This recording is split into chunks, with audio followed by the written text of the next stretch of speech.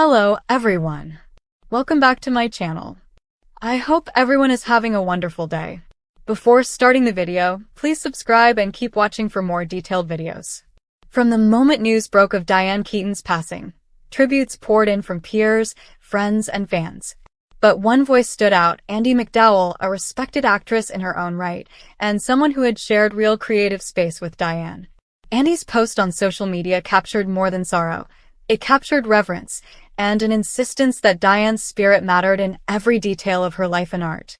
Andie began by saying simply that she felt lucky to have spent any time with Diane and that she was heartbroken Diane was gone.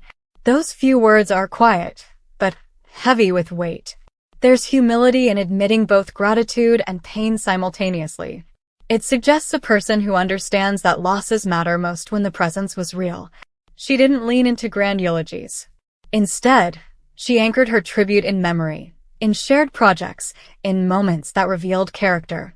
She reminded the world, and perhaps reminded herself, of their shared history. One of the most striking revelations in her tribute: Diane Keaton had handpicked Andie to be in Unstrung Heroes. That's not a trivial detail. It's one thing to audition to hope for a role. It's another to be chosen by someone you admire, someone whose creative vision you respect. It implies trust, confidence, mentorship. Andie says Diane didn't just direct her. Diane immersed herself in every design choice, every set detail, every creative nuance. That is how Diane worked, not just as an actor or director, but as an artist with an obsessive eye. And Andie claims that Unstrung Heroes remains one of her best performances, in part because Diane's creative touch was so pervasive. Andie also admitted an intimate detail. She was pregnant at the time, and adjustments had to be made.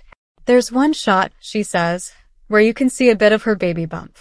It's a small, tender fact, woven into the creative process. It reminds us that real life, love, body, change, always exists alongside art. Then, Andie opens up about Town and Country, the 2001 star-studded film that flopped. She recalled that it felt like spiraling out of control, and that she and Diane shared their frustrations and gratitude as the film crumbled around them. That kind of honesty between collaborators is telling.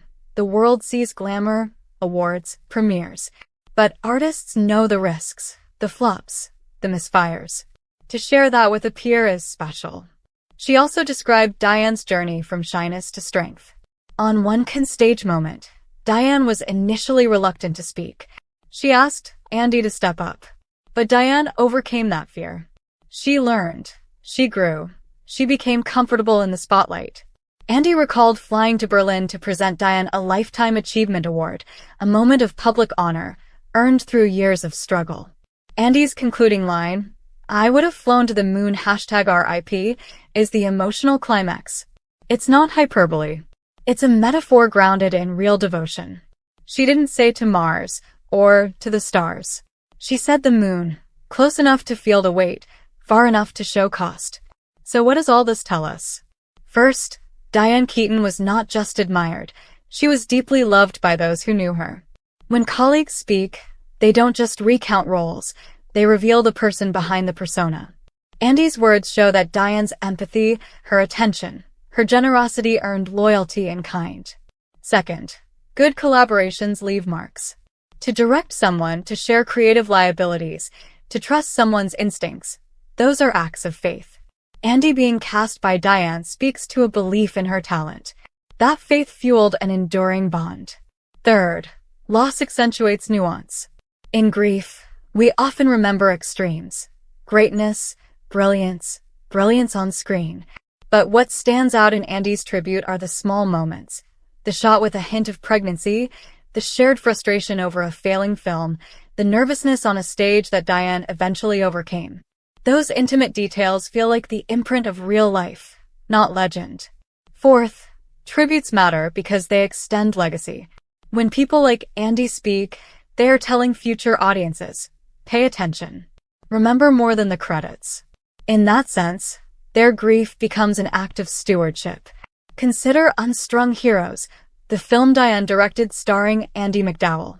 It's an adaptation of a memoir, a gentle, quirky story of family, memory, grief, comedy, and the weird ways people love each other.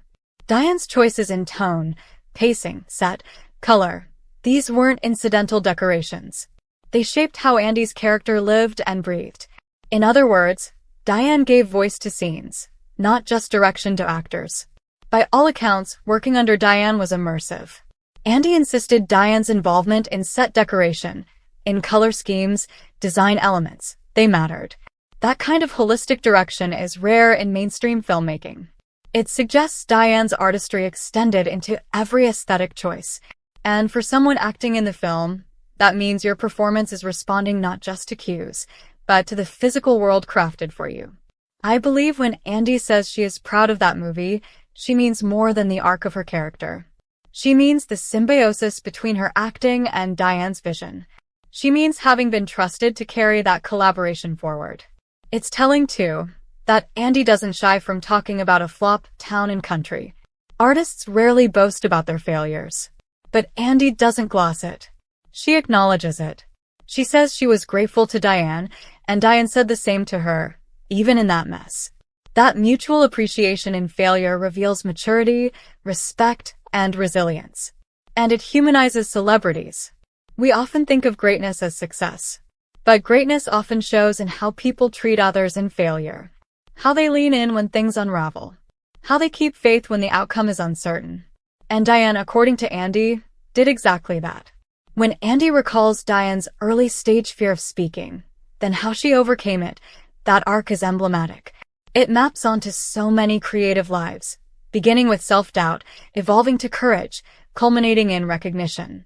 Andie's presence on that path suggests they witnessed each other's growth. Finally, the flown to the moon line. It's dramatic. But in context, it feels earned. It doesn't sound like a celebrity trope. It sounds like the whispered vow of someone deeply moved by loss. In the echo of it lies the confession that Diane's loss is cosmic, and that Andie would cross any distance to keep her memory alive.